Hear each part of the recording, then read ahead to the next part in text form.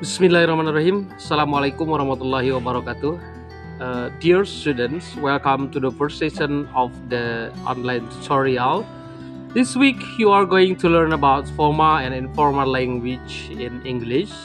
You can find this week's topic in Module 1, which consists of two learning activities. By the end of the week, you are expected to be able to analyze the difference between formal and informal English. Please study the material and enrichment links below. Afterwards, please participate in discussions forum 1. Good luck. Thank you very much. Assalamualaikum warahmatullahi wabarakatuh.